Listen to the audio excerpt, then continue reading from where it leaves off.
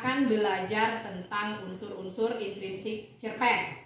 Pada pertemuan sebelumnya kan sudah Ibu singgung sedikit tuh tentang apa itu cerpen, kemudian ada 2 unsur pembangun cerpen. Masih ingat kan? Masih. Coba, apa itu cerpen? Cerita pendek. Iya pasti cerpen ya, cerita pendek. Maksudnya cerita yang habis dibaca sekali. Kalau cerpen itu biasanya terdiri dari berapa ribu kata? 10.000 kata. Iya. Lebih dari biasanya 10.000 kata. Sudah pernah membaca cerpen? Sudah. Kalau mendengar pembacaan cerpen, jadi ada orang yang bacain kalian cerpen, boleh itu teman atau kalian mendengar pembacaan cerpen dari internet. Pernah? Belum. Kalau belum nanti kita belajar. Jadi pembelajaran hari ini adalah kalian akan menganalisis cerpen audiovisual. Cerpen audiovisual itu cerpen yang dibacakan oleh orang lain. Kalian simak, baru kalian analisis unsur-unsur intrinsiknya. Hari ini kita akan fokus ke unsur intrinsik cerpen. Sekarang silakan simak penjelasan yang ada di PowerPoint ya.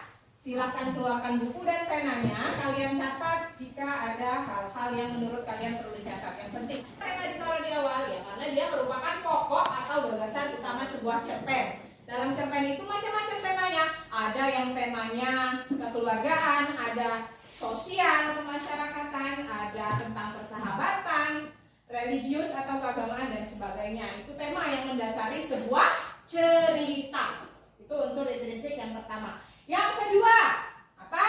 Tokoh dan pemeran. Benar sekali. Tokoh ini pelaku dalam sebuah cerita.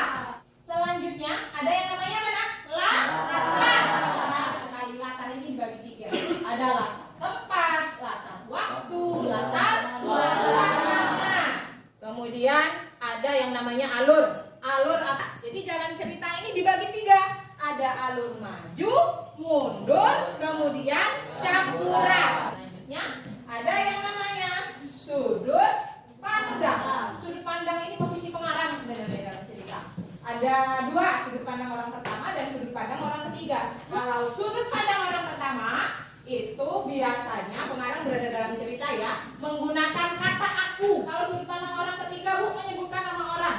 Amanat. Amanat ini pesan moral, nilai-nilai kebaikan yang bisa kalian ambil setelah kalian membaca atau mendengar pembacaan cerpen. Selanjutnya, gaya bahasa.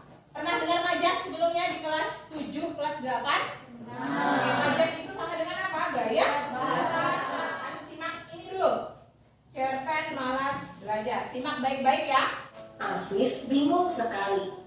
Ia sama sekali tidak ingat materi yang akan digunakan untuk tes. Afif benar-benar malas. Ia tidak pernah mengerjakan PR sendiri, apalagi belajar. Tak heran pun di depan meja belajarnya. Ia baru saja dinasihati Bunda. Bunda melihat buku penghubung dari wali kelas Afif. Apa tidak ada cara untuk pintar matematika tanpa harus belajar ya? Tadi kalian sudah menyimak apa nak? Pembacaan. Cerpen judulnya apa? Tokoh utamanya Afif. Pakai sudut pandang orang pertama atau orang ketiga? Orang pertama. Pakai nama orang atau aku?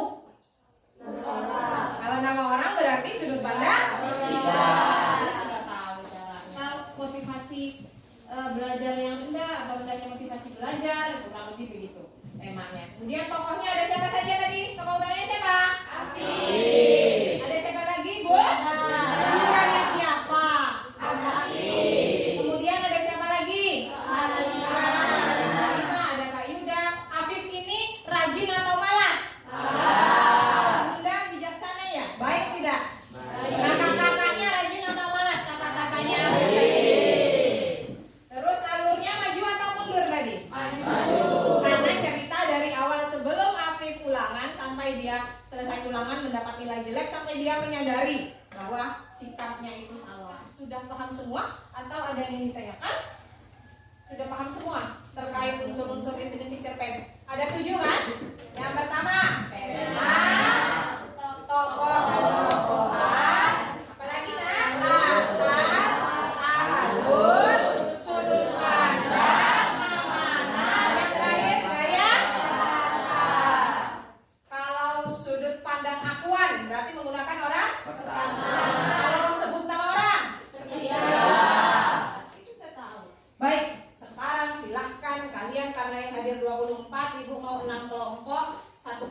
terdiri dari 4 orang.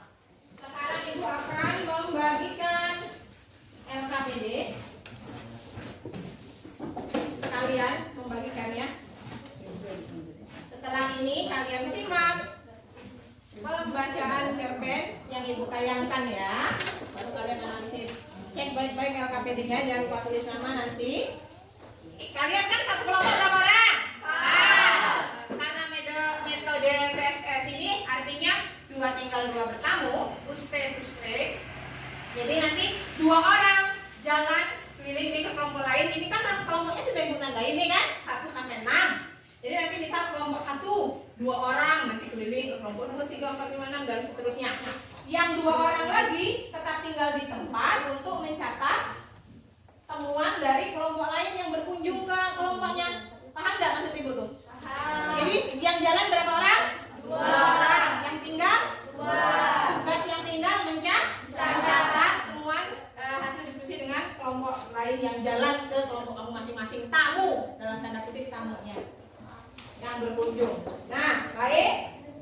Cermati baik-baik LKPD-nya. Nah, Ibu beri waktu nanti kira-kira 10 menit.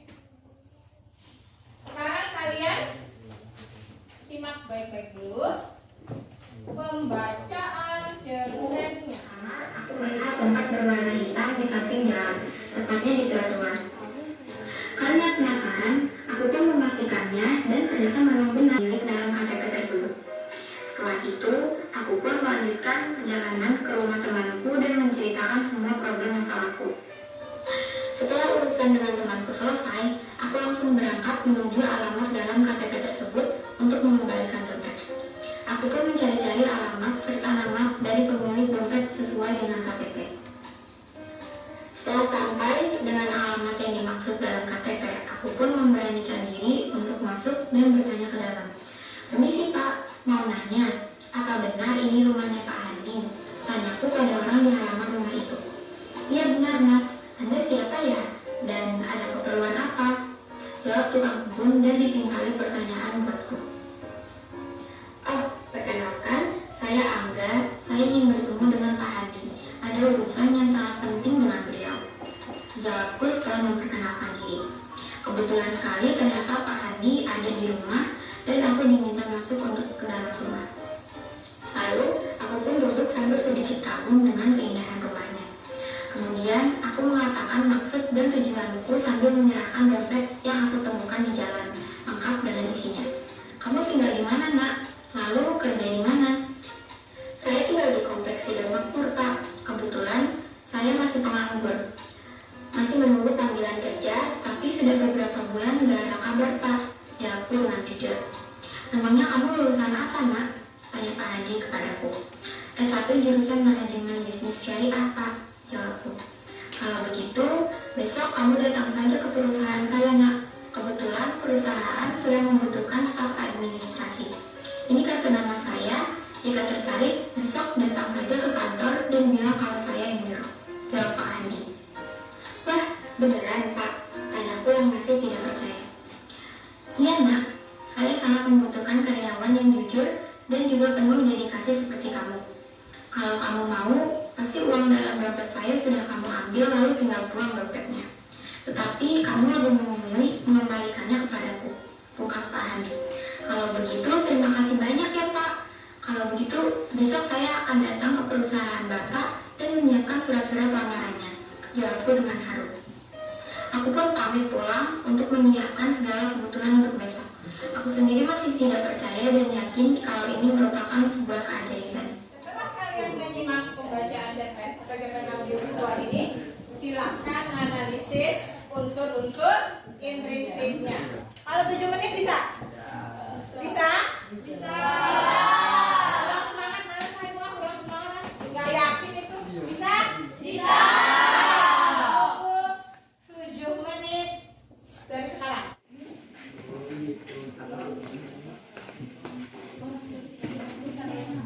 Sosialisasi yang saling menghubungi.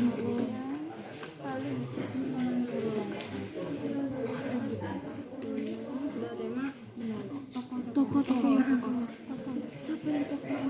Toko tamu.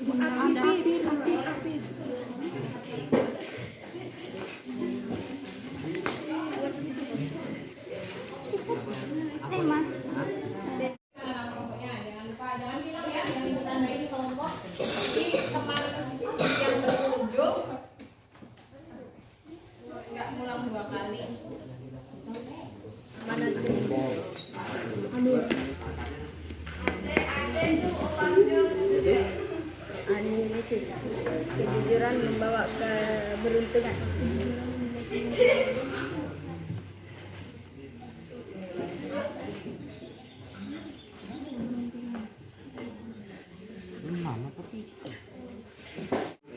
Sebelum tokoh agama. Sekarang silakan tunjuk 2 orang perwakilan masing-masing kelompok kalian ya. 2 orang tunjuk. Kira-kira siapa yang mau jalan? Terus siapa yang akan tetap tinggal di kelompok? Kita mulai jalan kelompok ya. Siap?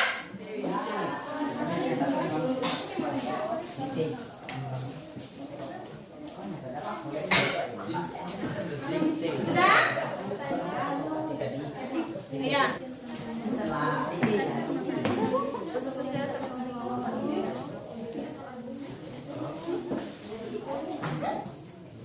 Sudah. Yang merasa sudah berkeliling kelompok masing-masing silakan kembali ke tempatnya masing-masing. Masih kelompok kamu tadi. Karena kalian sudah kembali ke kelompok masing-masing, kalian diskusikan hasil temuan kalian dari kelompok lain tadi ya. Hasilnya seperti apa? Apakah kalian berubah pikiran? Apakah tetap dengan pendapat kalian saat diskusi awal dengan kelompok yang sesungguhnya ini? Oke.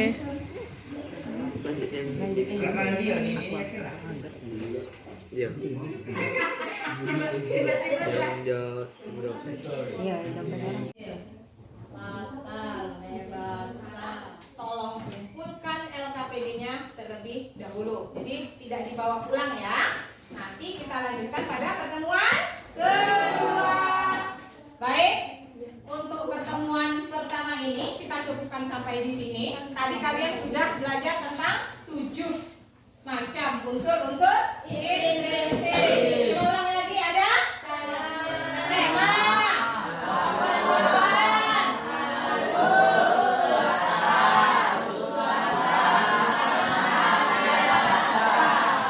senang nggak pakai metode jalan-jalan begitu? Baik, kita akan lanjutkan presentasi pada pertemuan selanjutnya ya. Semoga pertemuan kita hari ini bermanfaat. Baik, sebelum Ibu tutup, mari bersama-sama kita membaca hamdalah. Semoga yang kita pelajari hari ini bermanfaat. Kita lanjutkan pada pertemuan selanjutnya, menganalisis hasil diskusi dan temuan dari kelompok lain tadi ya, untuk selanjutnya dipresentasikan. Baik, mari bersama-sama kita membaca hamdalah.